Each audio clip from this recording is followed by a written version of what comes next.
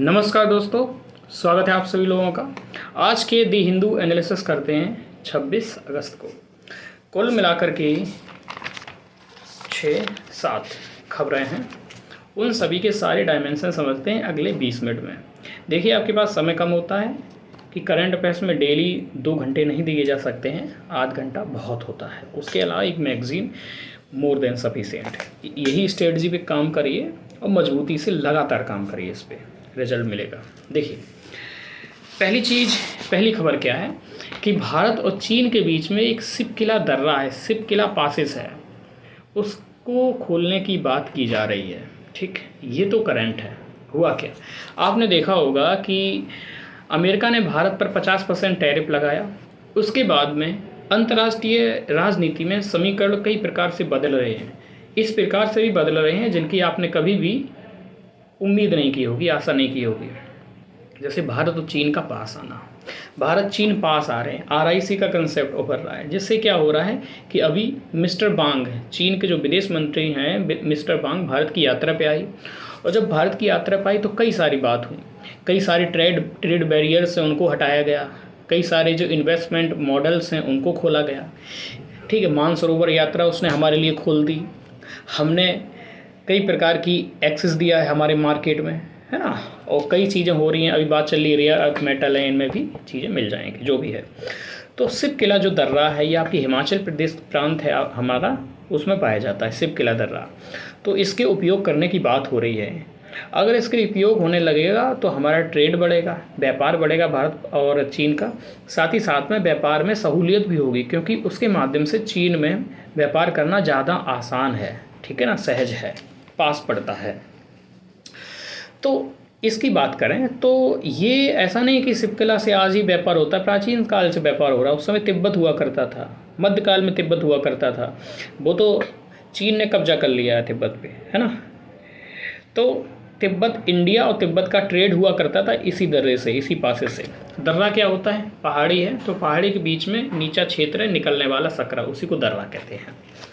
तो पहले क्या व्यापार हुआ करता था, पहले जैसे कि हम एक्सपोर्ट भी क्या करते थे, इंपोर्ट भी क्या करते थे। इंपोर्ट क्या करते थे, इंपोर्ट में हमारा होता था ऊन जो वूल होती है, ऊन, उनको इंपोर्ट करते थे। साथ ही साथ में याक के हेयर, याक के जो बाल होते हैं, याक हिमालयी क्षेत्र में पाई जाती है, बकरी की प्रजाति है कुछ, उस भेड़ टाइप की, उसके बाल होते हैं, उनको आयात करते थे, उनसे कपड़े बनते थे, ऊनी कपड़े। बोरैक्स हुआ करता था, उसको आयात करते थे, और भी कई चीज़ों को, जो मेन चीज़ें वो बताते रहो। निर्यात क्या किया करते थे हम दालें निर्यात किया करते थे, हम अनाज निर्यात किया करते थे, हम रत्न और धातुएं हैं उनको भी निर्यात किया करते थे। ठीक है, तो ये हमारे और चीन या हमारे तिब्बत के बीच जो खुद व्यापार पहले से ही होता था सिपकिला से। ये अब कहाँ पाया जाता है, हिमाचल में।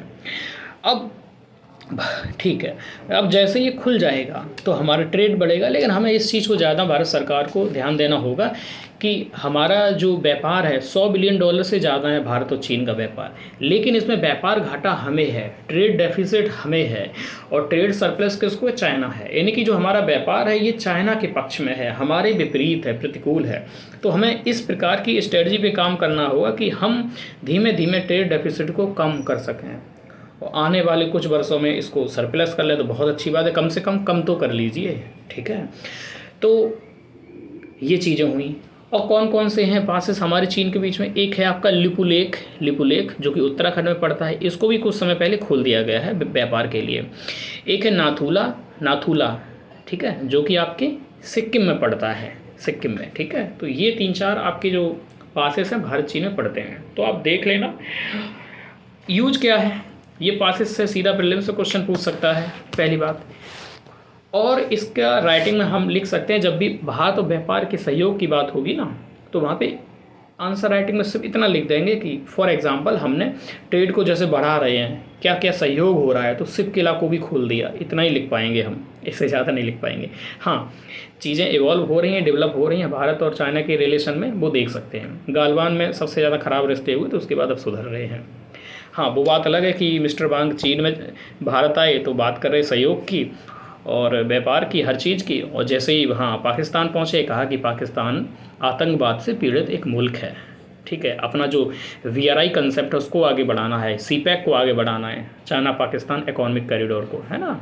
ये सारी चीज़ें अलग हैं, टेक्नोलॉजी चाहे सपोर्ट की बात हो, ठीक है। देखो, it's need of the hour कि हमारे और चाइना के रिलेशन ठीक होने चाहिए, क्योंकि हमें मार्केट चाहिए। हम बहुत ज़्यादा राष्ट्रवाद से नहीं चल सकती, दुनिया राष्ट्रवाद से नहीं चलती है ना। ओके, अगली इसका PDF जो है आपको टेलीग्राम चैनल में मिल जाएगा, जर्नी टू ISPCS, उसको ज्वाइन कर लीजिए और वीडियो लाइक कर दीजिए, चैनल को सब्सक्राइब कर लीजिए। दूसरी खबर है इंटरनेशनल बिग कैट अलायंस। ये खबर आज से 6 दिन पहले मैंने आपको पढ़ाई थी, थोड़ा सा अपडेट आया, फिर बताते हैं, पूरी बता देते हैं। इंटरनेशनल बिग कैट अलायंस ये क्या है? ये जो पहल है इस अलायंस की, भारत की पहल है, भारत ने शुरू किया है। इसे कहते हैं कि इंडिया लेड ग्लोबल इनिशिएटिव है, इंडिया लेड, ठीक है। इसमें क्या होता है, जो बिग कैट है यानी बिल्ली, बिग कैट की जो 7 प्रजातियां हैं उनको प्रोटेक्ट करना है, उनको कंजर्व करना है, ठीक है, उनका संरक्षण करना है। और ये वर्ष 2023 में भारत सरकार ने, मोदी जी ने लॉन्च किया था कि दुनिया भर में जितनी भी बिग कैट की 7 प्रजातियां हैं उनका संरक्षण किया जाएगा। और जिन देशों में भी ये 7 प्रजातियां पाई जा रही हैं या किसी में 2 प्रजातियां, एक भी प्रजाति पाई जा रही है, वो इसके मेंबर बनेंगे और इन प्रजातियों का संरक्षण करेंगे, ठीक। भारत के नेतृत्व में शुरू किया गया था। करंट इसकी ये है कि अभी 13वां मेंबर शामिल हुआ। 13वां मेंबर कौन है? नेपाल है, हमारा पड़ोसी नेपाल शामिल हुआ 13वें सदस्य के रूप में। कुल 12 थे, अब 13 हो गए हैं। अब पहले 2 चीज़ें देख लेते हैं, एक देख लेते हैं कि कौन सी प्रजातियां हैं और फिर मेंबर कौन कौन है। PT में ये क्वेश्चन यहाँ से आ जाएगा, मेंस का कुछ नहीं इससे सरोकार। पहला है टाइगर, ठीक है, एक टाइगर है, दूसरा लायन है, शेर, टाइगर, लायन, लेपर्ड है, फिर स्नो लेपर्ड है, चीता है, जगुआर है, पूमा है। एक बार और रिपीट कर लेना, सुन लेना, tiger, lion, leopard, snow leopard, cheetah, jaguar, puma, ये 7 प्रजातियां हैं। और इन प्रजातियों में से भारत में 5 प्रजातियां पाई जाती हैं। कौन कौन? यानी कि भारत में जगुआर और पूमा नहीं पाया जाता है, जगुआर और पूमा नहीं पाया जाता, शेष पाई जाती हैं tiger, lion, leopard, snow leopard और चीता, ठीक है। स्नो लेपर्ड होता है हमारे हिमालय क्षेत्र में पाया जाता है, बर्फीले क्षेत्रों में, स्नो से याद करिए। इसका हेडक्वार्टर भारत में है। ये एक दूसरा ऐसा संगठन है जो भारत ने शुरू किया है। एक और संगठन है इंटरनेशनल स्पेस स्टेशन, जिसमें भारत और फ्रांस ने पहल की थी, हेडक्वार्टर गुरुग्राम में है, इसका हेडक्वार्टर इंडिया में है, ठीक। अब इसमें 13वां सदस्य जो है नेपाल बन गया है और इसके जो सदस्य देश हैं अब 13 हो गए हैं। और कौन कौन से हैं बाहर, उनको भी एक बार देख लेते हैं। क्वेश्चन इंपॉर्टेंट है, PT में बनेगा डेफिनेटली। पहला तो भारत है, फिर अर्मेनिया है, नोट कर लेना, Bharat, Armenia, Bhutan, Cambodia, Ethiopia, Estonia यानी कि जो स्वातनी है एस्टोनिया है, दक्षिण अफ्रीका के बीचों बीच में, गोयना है, Guyana, Liberia, Nicaragua, Rwanda, Somalia, Suriname, Nepal. एक बार देख लेना, बात में क्लियर हो जाएंगी, ठीक है। तो इतना ही अपडेट था कि 13वें सदस्य के रूप में नेपाल इसका भागीदार बन गया है, क्योंकि नेपाल में भी कुछ प्रजातियां होंगी, है ना। अब कौन कौन होंगी वो इम्पोर्टेंट नहीं है, उतना नहीं करना है। अगली खबर है कि DRDO ने एक इंटीग्रेटेड एयर डिफेंस सिस्टम का परीक्षण किया, एक सफल परीक्षण किया। क्या है? इंटीग्रेटेड एयर डिफेंस सिस्टम, एकीकृत वायु डिफेंस यानी कि सुरक्षा प्रणाली, ठीक। ये क्या है? देखिए, भारत सरकार ने 15 अगस्त को, नरेंद्र मोदी जी ने 15 अगस्त को लाल किले पे खड़े होकर कहा, घोषणा की है कि हम मिशन सुदर्शन चक्र को विकसित करेंगे आने वाले 2035 तक, यानी कि 10 वर्षों में मिशन सुदर्शन चक्र को विकसित करेंगे स्वदेशी। इसका मतलब क्या है? देखिए, आपने देखा होगा ऑपरेशन सिंदूर हुआ, उस दौरान कितने सारे ड्रोन हमले हुए हमारे ऊपर, उनसे सुरक्षा किसने की? ड्रोन हमले हुए, मिसाइल हमले हुए, तो की S-400 ने, किसने की? आकाश ने की, है ना, एयर डिफेंस सिस्टम। तो S-400 तो रूस से आया है, हमारा अपना तो है नहीं स्वदेशी। तो हमने विजन रखा है कि अगले 10 वर्षों में हमें अपना स्वदेशी एयर डिफेंस सिस्टम विकसित करना है, बहुत एडवांस क्वालिटी का, जो रूस का है उससे भी एडवांस क्वालिटी का डेवलप करना है, ताकि हमें सुरक्षा मिले। क्योंकि वर्तमान जो युग है वो ड्रोन का युग है। ड्रोन सस्ते होते हैं और घर में बैठ के आप ड्रोन विदेशी मुल्क पे, जो शत्रु देश है उस पर छोड़ सकते हो, उसको बर्बाद कर सकते हो, मतलब नुकसान पहुँचा सकते हो। और जान माल की हानि भी नहीं होती है, ज़्यादा माल की तो हानि होती है, जान की हानि नहीं होती है, सस्ते होते हैं वो। तो चाहे आप देख रहे हो इजराइल और फ़िलिस्तीन के युद्ध में देखा हो, चाहे यूक्रेन के युद्ध में देखा हो, है ना, चाहे ईरान का मामला चलता रहता है, इजराइल, ईरान और ये यूएसए, खूब ड्रोन का प्रयोग हो रहा है। तो ड्रोन वर्तमान के समय भारत सरकार भी ड्रोन के प्रोडक्शन पर खूब ध्यान दे रही है, क्योंकि देखना पड़ेगा इसको। तो ये जो है एक इंटीग्रेटेड एयर डिफेंस सिस्टम है। ये क्या है, कोई ड्रोन आ रहा है तो ऊपर ही समाप्त कर देगा, ख़त्म कर देगा, सीधा मतलब इसका है। इसमें 3 लेयर हैं। एक है सरफेस टू एयर मिसाइल को समाप्त कर सकता है, बहुत क्विक रिएक्शन करता है ये, ठीक है, तो इसका नाम भी है quick reaction surface to air missile, एक ये लेयर है। दूसरी बहुत शॉर्ट रेंज पे कोई हो उसको भी समाप्त कर सकता है, तो इसका नाम है very short range air defence system. तीसरा है लेजर के माध्यम से भी समाप्त कर सकता है, लेजर से सीधा ऊपर, laser based directed energy weapon, ठीक है। तो ये है, आपको पता है कि 2035 तक हमें इसकी घोषणा की है, ठीक है। लाभ क्या होगा ड्रोन वॉरफेयर के रूप में? देखिए वर्तमान युग जैसे कि मैंने बताया ड्रोन का युग है, ड्रोन के खूब अटैक हो रहे हैं। ड्रोन से सुरक्षा पानी है, मिसाइलों से सुरक्षा पानी है, तो यही काम करना होगा।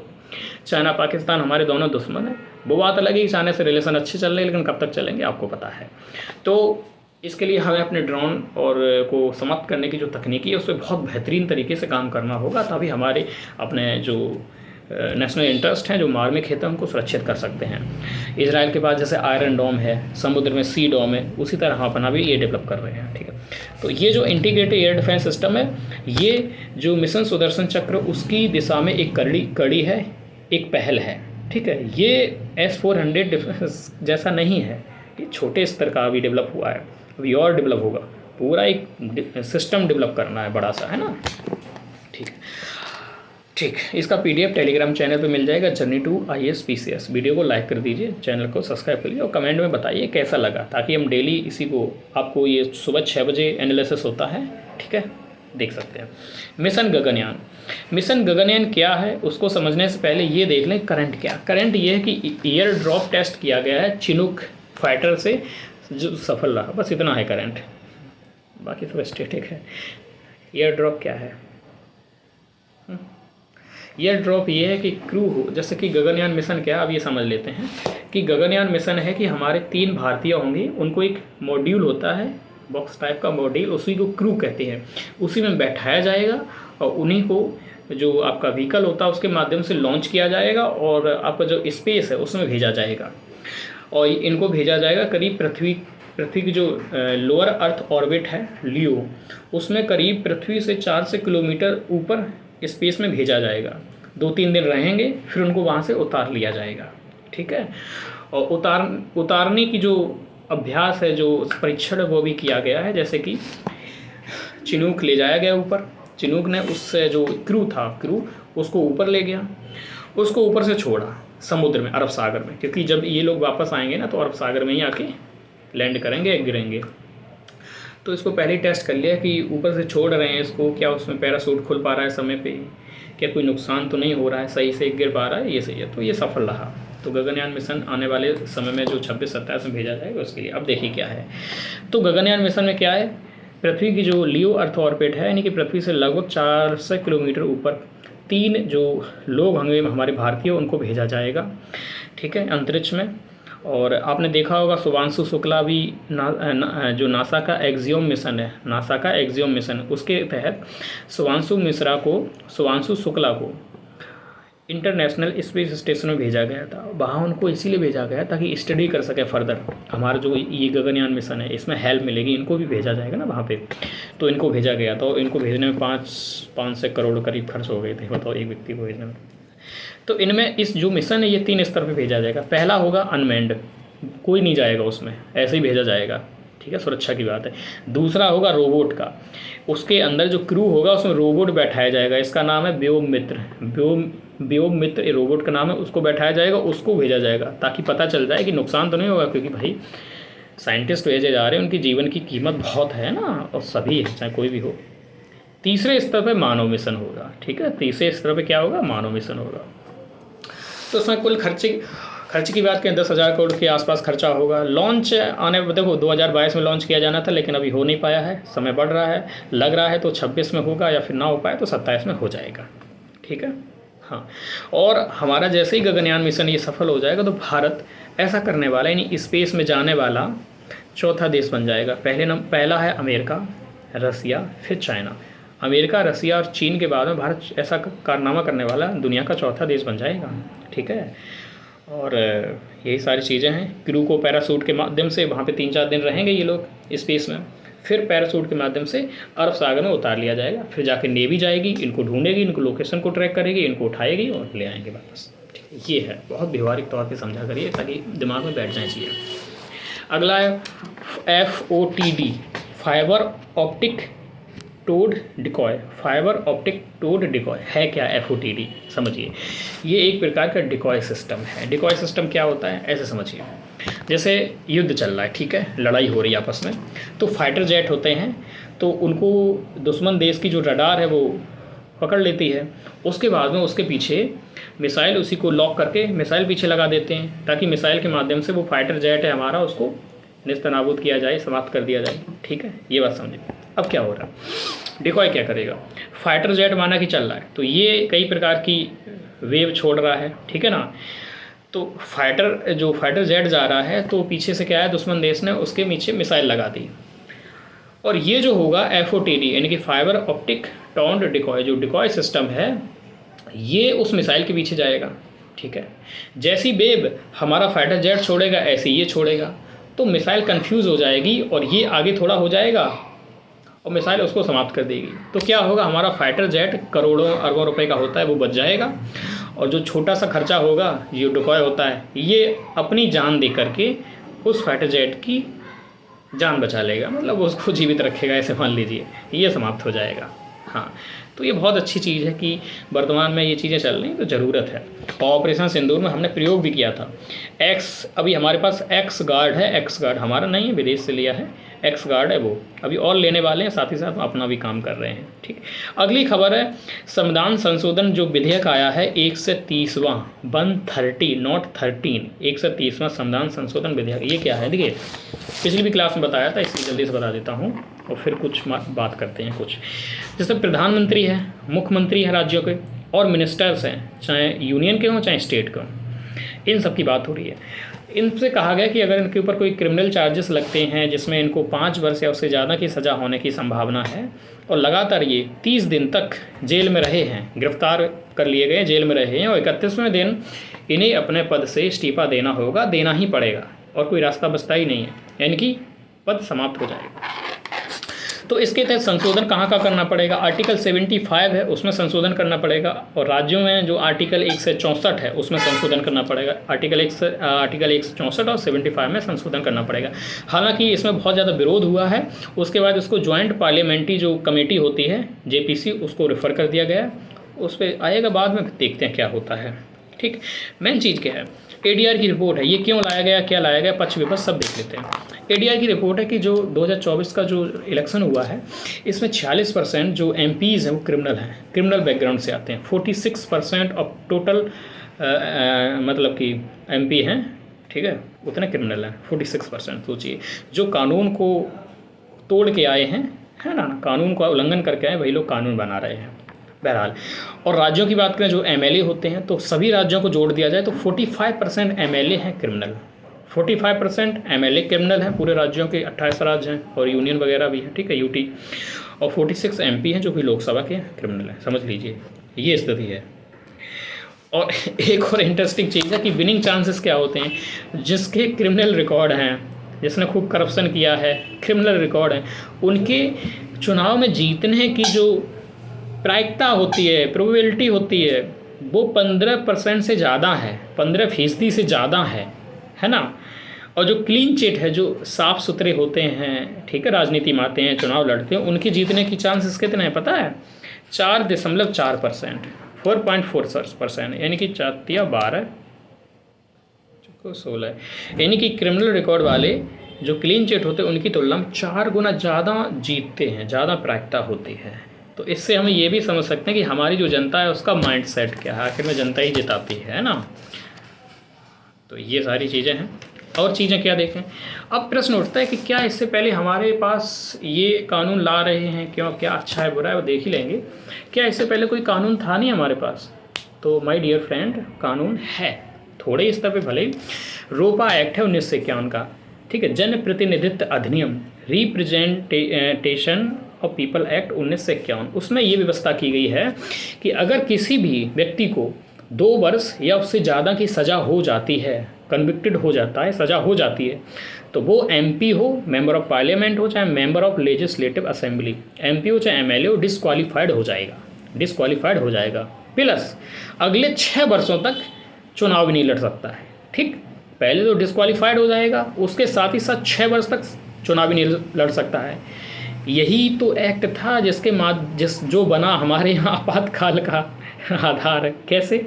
इंदिरा गांधी वर्सेस राजनारायण जो 1975 का केस था, उसमें यही केस तो था। इलाहाबाद हाई कोर्ट ने इनको डिस्क्वालीफाइड कर दिया क्योंकि इन्होंने कुछ सरकारी मशीनरी का प्रयोग किया चुनाव जीतने में, और उसके साथ ही 6 वर्ष के लिए ये भी इन पे बैन लगा दिया, आप चुनाव नहीं लड़ सकते हैं। तब जाकर इन्होंने सुप्रीम कोर्ट में का दरवाज़ा खटखटाया और साथ ही साथ में इन्होंने फिर क्या किया, आपातकाल लगा दिया था इंदिरा गांधी ने। तो समझ लीजिए इसकी कर्मा इसलिए। लेकिन एक इसमें लूप होल्स है कि रोपा एक्ट 1951, इसमें जो मंत्री हैं उन पे लागू नहीं होता है, जो विधायक हैं, सांसद हैं, उन पे तो लागू होता है, मंत्रियों पे लागू नहीं होता है, जो कि इसका लूप होल्स भी लागू होना भी चाहिए। भाई ये दिखाने के दांत कुछ और हैं, खाने के दांत कुछ और होते हैं। ये दिखाने के दांत हैं, खाने के नहीं। अगर ऐसा ही होता ना तो ये सब अंदर होते। अब बिल के विपक्ष में क्या बात आ रही, खूब हल्ला हो रहा है, होना भी लाजमी है। क्यों? देखिए, एक चीज़ तो है कि इसका रिस्क है मिसयूज करने का। इस सेंटर सत्ता में है, कई राज्यों में भी सत्ता में है, तो सेंटर लोकसभा राज्यसभा दोनों में पावरफुल है, और सेंटर में जो भी सत्ता दल है तो वो इसका मिसयूज कर सकता है, और नो डाउट जब आएगा तो करेगा ही। सेंटर में जो भी होगा मिसयूज तो करता ही है। मिसयूज क्या करेंगे? मिसयूज ये करेंगे जो जहाँ भी अपोजिशन सरकार होगी, अपोजिशन की गवर्नमेंट होगी, उनके खिलाफ क्या करेंगे, पुलिस गई, उनको अरेस्ट किया, भले ही चार्जेस ना साबित हो पाए, क्योंकि इसमें क्या किया, चार्जेस साबित होने की बात नहीं हुई, सिर्फ इतनी बात हुई कि आप गिरफ्तार हो गए, 30 दिनों तक जेल में रहे ना, भले ही बाद में निर्दोष साबित हो जाए वो बात अलग है। 31वें दिन आपको रिज़ाइन करना होगा, खाली करना होगा। तो इसको कितना धड़ल्ले से मिसयूज हो सकता है। जैसे एक एंगल ये हो रहा कि पुलिस एक्शन में मिसयूज होगा, एक होता है इनोसेंट अंटिल प्रूवन गिल्टी, यानी कि जब तक आप पे अपराध साबित नहीं होता है तब तक आप इनोसेंट माने जाते हैं, निरपराधी माने जाते हैं, है ना, दोष मुक्त माने जाते हैं, अपराधी नहीं कहा जाता है। लेकिन यहाँ क्या हुआ, पुलिस गई, आप पे माना कि ऐसे मान लीजिए मिसयूज कैसे होगा, आप पे गलत आरोप लगा दिया, पुलिस ने गिरफ्तार कर लिया, लगातार 30 दिन आपको रखा, 31वें दिन आपके पद खाली हो गया, बाद में पता चला 1 साल बाद या 2 महीने बाद कि आप निर्दोष थे, सरकार तो चली गई नहीं, है ना। तो सोच लीजिए कितना मिसयूज हो सकता है। तो पहले तो ये गलत है भाई, पहले ऐसा कोई एक्ट है कि पहले साबित तो हो जाए वो चीज़, सुप्रीम कोर्ट हाई कोर्ट जो भी कर रहे हैं साबित हो जाए, ठीक है ना, दोष सिद्ध तो हो जाए ना। दोष सिद्ध से पहले आप उनसे उनका पद कैसे छीन सकते हो, ये बात समझिए ना। दोष सिद्धि से पहले कैसे छीन सकते हो, दोष सिद्ध तो हो ना। यानी कि वही है कि कल को किसी को उठा लिया पुलिस ने, आरोप कुछ भी लगा दिया और पद खाली हो गया, सीएम की सीट खाली करवा दी, किसी राज्य में सरकार बदलवा दी, बाद में पता चला कि वो सीएम निर्दोष था, कोई ऐसे चार्जेस बने ही नहीं, कितना ज़्यादा हो जाएगा।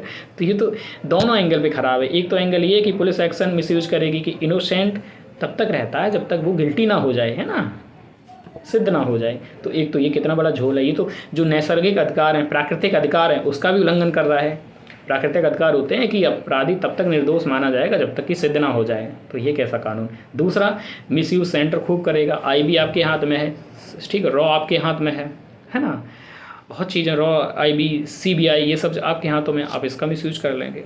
तो ये है, तो ये डेमोक्रेसी के लिए तो अच्छा नहीं है।